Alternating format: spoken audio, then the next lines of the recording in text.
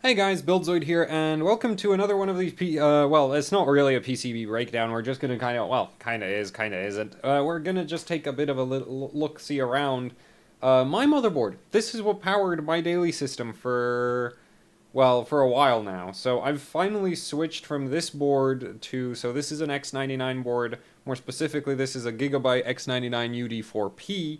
So I switched from this board to the X370 Gaming K5 now.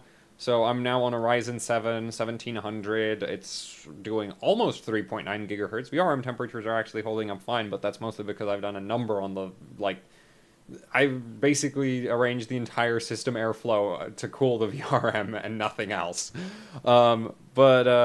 Anyway, we're gonna take a look at this board because I'm done with this board, and I figured I'd give it a bit of a send-off in making a video about it because I get overly attached to all of my computer hardware. So yeah, that's what we're doing here. So yeah, this is my UD4P.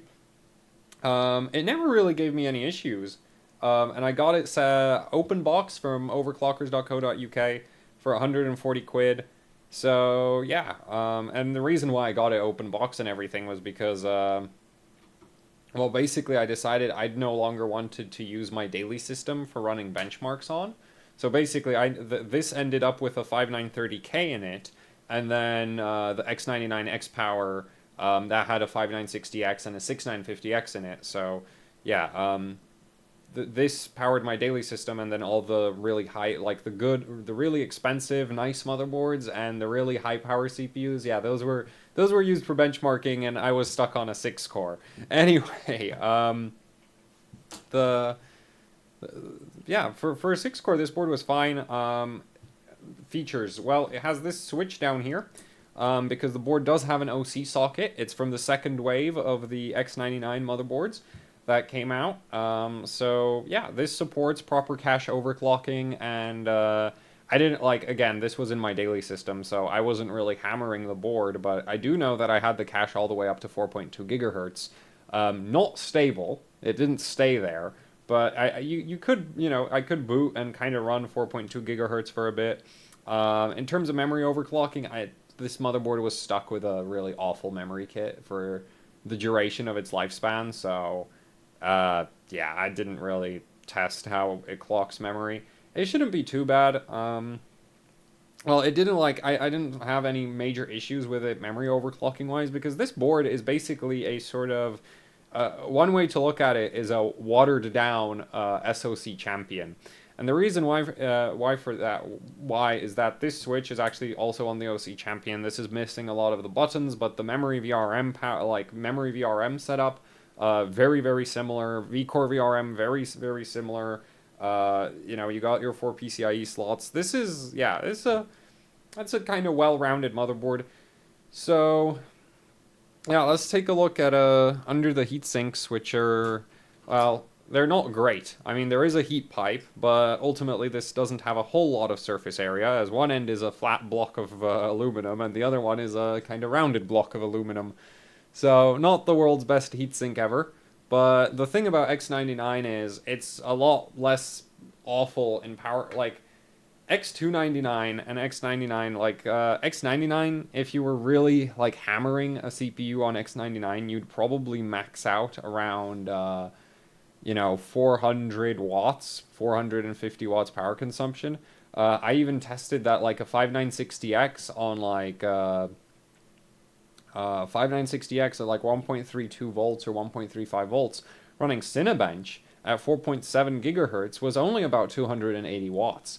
So, X99 wasn't really that power hungry compared to X299, because on X299 you do those same kind of clocks, same kind of voltage, and the CPU is pulling 500, 600 watts if you want to have one of the high core count chips, because, this was limited to 8 cores and then up to 10 cores.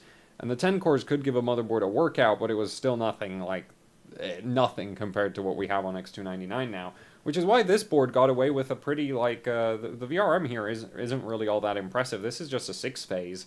But what you got to keep in mind is that really the maximum amount of current this would ever have to provide is about 200 amps, and this is a 6-phase made up of international rectifier 3556s, so those are 50 amp power stages, and I can't get actual proper data sheets for the 56 version, but I can get the 3551, which is basically the same chip, just not quite, like the newer versions of the international rectifier power stages are basically the exact same ratings as the old ones, except higher switching frequency capabilities, and actually better efficiency at higher switching frequencies.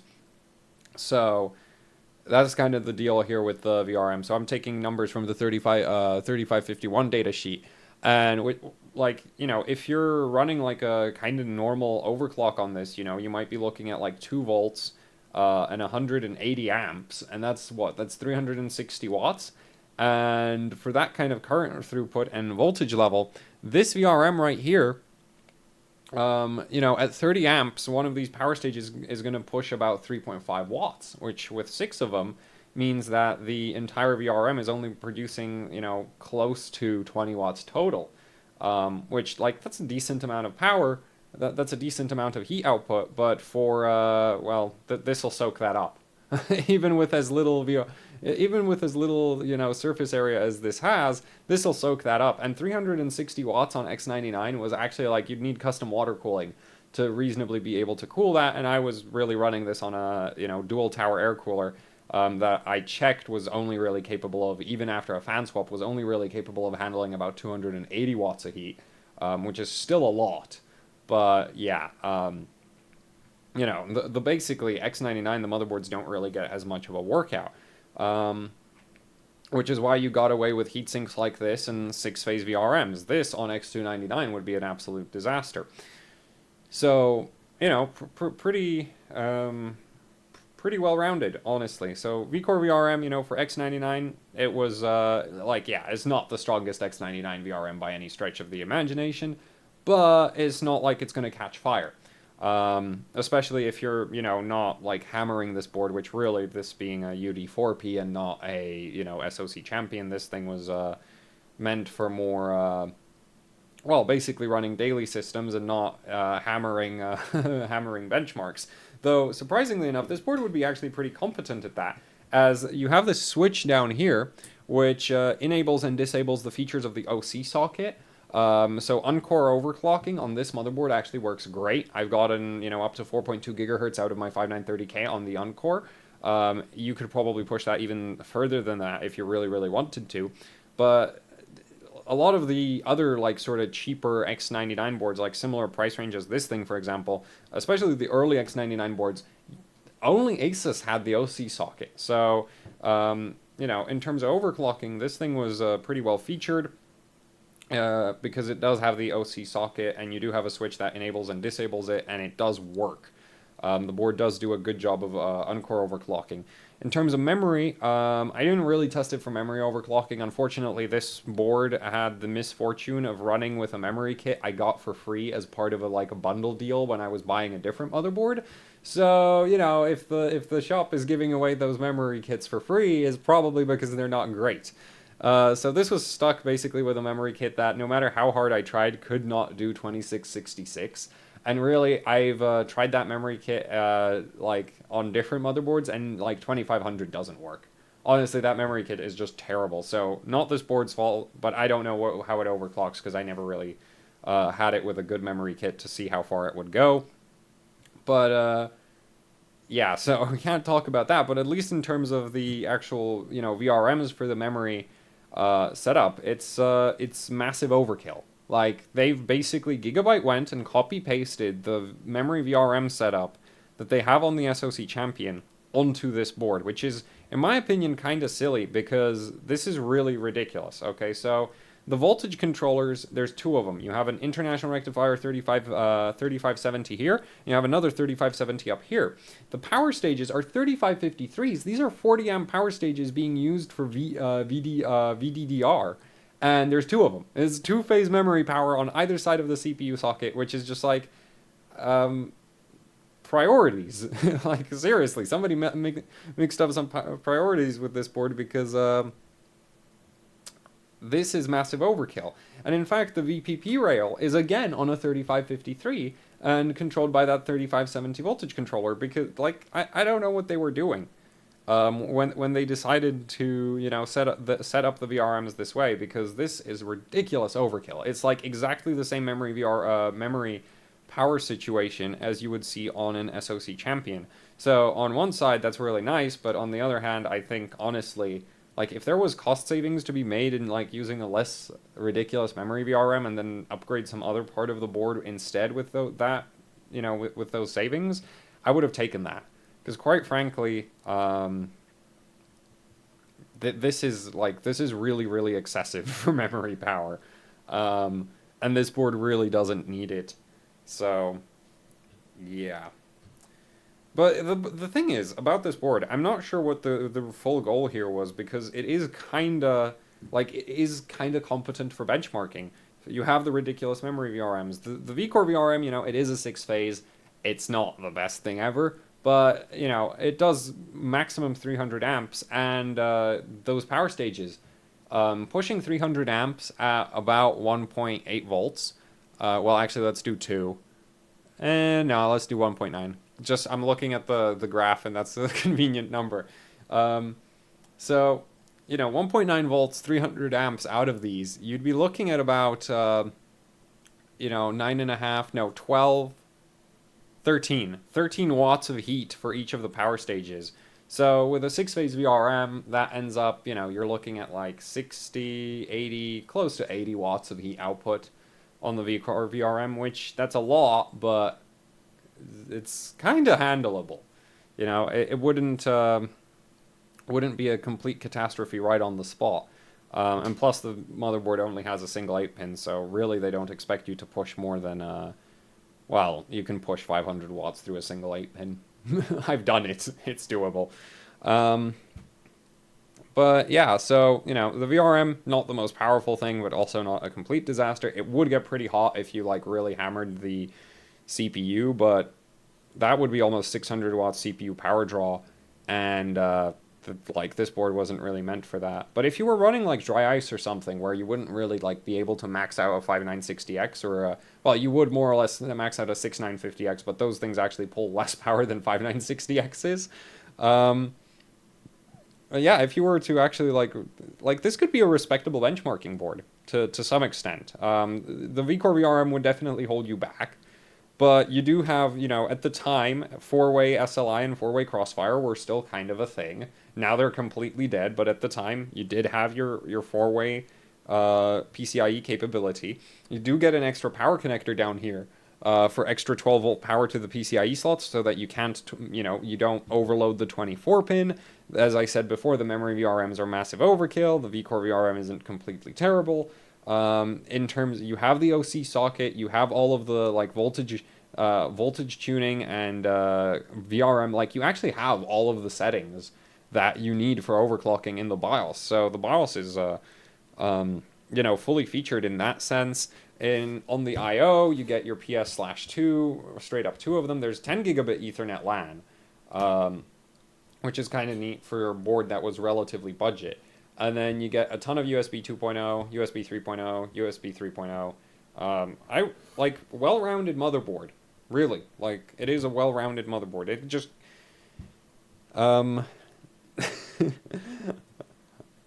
it's a nice balance. What else is there to say? You know, I would like a better V-Core VRM. I'd be lying if I said I didn't, but what is there isn't a, like, for a 5930K or a 5960X for a daily overclock, you'd be fine. On water cooling, you might have to stick a fan on it, but you'd still be mostly fine as long as you weren't running benchmarks that lasted, you know, multiple minutes, as that's usually the amount of time that actually this VRM would take this heatsink would actually take quite a long time to overwhelm, but it does take a while to, like, overheat a VRM, so you could last a few minutes even with, you know, this anemic power circuit anemic mid-range power circuit up there. So, yeah, that's the X99-UD4P. I gotta say, I bought the board and I threw it in my system without paying much attention to it. or, well, I don't remember actually how I decided that this is going to be the board that's going to power my system for, until I can switch to Ryzen, which only happened now, so, but, like, it's a nice board. Like, it's pretty well balanced. There's a, like, when I don't know if I actually took the VRMs into consideration when I was choosing motherboards. I do know when I was choosing motherboards, the OC socket was something I absolutely, like, required. Because you can't overclock cache without it. Like X99, if you don't have an OC socket, you're getting stuck at 3.7 gigahertz on a Haswell E CPU. So I was just like, needs OC socket. That was a big priority. It has that, and then the VRMs are pretty decent. So, yeah, I'm like, strong motherboard. If all motherboards were like this, I wouldn't have to complain so much. So, yeah, but now, instead of having a well-featured, VRM-equipped, well-cooled, though admittedly I think this could do with a lot more surface area, motherboards, you get bling, you get a ton of RGB, and that's about it. But, yeah, the UD4P, it powered my system, and, well, I don't know if it deserves the moniker of ultra durable, but it's certainly like you can't say there's anything particularly wrong with it. Oh, incidentally, since people have started taking some interest in asking me about the capacitor selections, I don't know what brand these are, but they're not Nichicons, so keep that in mind. And that's something a lot of people like make as a mistake. They see black well, no, I recently heard somebody tell me that they basically were checking capacitors by color, which, like, for these types of can aluminum polymers or even electrolytics, that doesn't work. That color is literally a coding that is just done on demand of the customer. If Gigabyte wanted to, they could have asked for bright orange ones, or green ones, or blue ones, or pink ones, or gold ones. That's how you get the gold capacitors. They're not actually, like, these down here are probably on request. The whole done in gold. I'm not sure if that's actually how the manufacturer intends them to be, because most of the time, if you're buying Nichicons, even really high-end Nichicons, they're just silver and red.